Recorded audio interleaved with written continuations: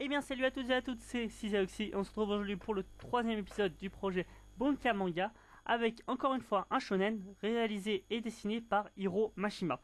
Donc Fairy Tail, qu'est-ce que c'est? Eh bien Fairy Tail, c'est le nom d'une guilde composée de magiciens, vu que c'est connu que les magiciens ont besoin d'argent, hein. Donc le manga s'intéresse principalement à une seule équipe composée de Grey, Natsu, Lutzi, Erza et Happy. Donc on va rapidement passer une description des personnages pour vous mettre dans l'ambiance. Ce qu'il faut savoir, et c'est clairement à titre personnel, pour moi il n'y a pas réellement de personnage principal, étant donné qu'on s'intéresse à un groupe de 4 personnes et un chat, hein, et si vous voyez par exemple dans l'anime, vous avez par exemple Natsu qui va battre tous les méchants, hein, et vous avez aussi par exemple Lutzi qui va entre guillemets écrire tout ce qui s'est passé à sa mère. Donc, c'est difficile de déterminer un personnage principal. Mais enfin bref, on va considérer que Natsu est le personnage principal et on va commencer par lui. Donc Natsu est un Dragon Slayer, donc en gros il tue les dragons. Non, Dracofeu! Mais non, vous inquiétez pas, c'est tout simplement qu'il a été élevé par un dragon. Donc je comprends pas pourquoi c'est un tueur de dragon s'il est élevé par un dragon. Enfin bref, peut-être qu'il a envie de le tuer. Il maîtrise essentiellement le feu, yeah. Et c'est la particularité, c'est vraiment ce qui me fait rire dans ce manga, c'est qu'il est allergique au transport. What the fuck? On va ensuite passer à Lutzi. Donc ce qu'il faut savoir, c'est que Lutzi est une constellationniste, donc c'est un peu une innovation dans le manga. Je pense pas que, il y a d'autres mangas qui ont référence à ça.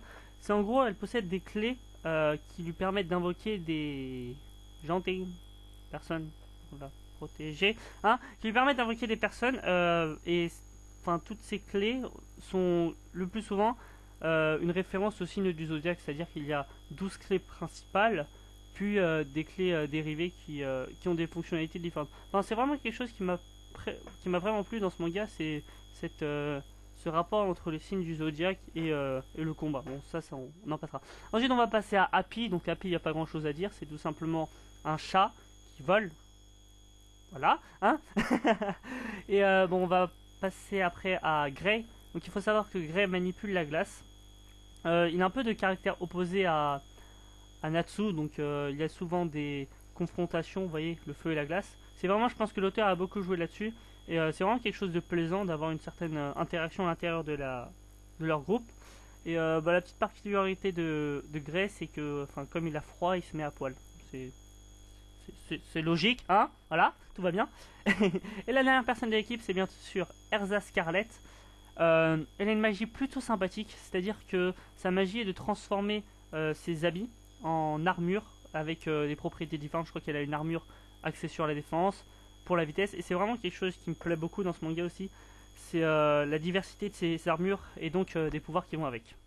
Et donc nous voilà pour la troisième partie du manga, l'éternelle partie, où je vous donne mes impressions. Donc il faut savoir que Fairy Tail est l'un des premiers mangas que j'ai eu l'occasion de lire avec Yu-Gi-Oh! Mais Yu-Gi-Oh! C'est Yu-Gi-Oh! Quoi, hein.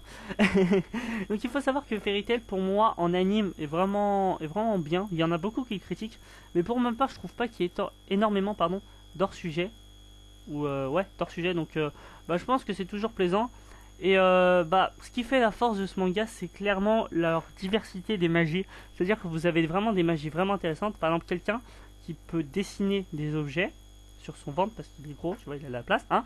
Et ça va se réaliser. Ou tout simplement, vous pouvez exploiter la magie du feu, comme nous l'avons dit pour Natsu. Et un autre adversaire dans le manga aura cette même maîtrise du feu, mais complètement différente. C'est-à-dire qu'il aura des flammes de couleurs différentes avec des effets différents. Voilà, c'est vraiment un manga qui me plaît, que je suis toujours activement, et donc je vous le conseille vraiment. Donc voilà, c'était Cisaoxy, n'hésitez pas à commenter, liker, et à me donner vos impressions sur le Bunka Manga, et en espérant que ça vous plaira. Au revoir.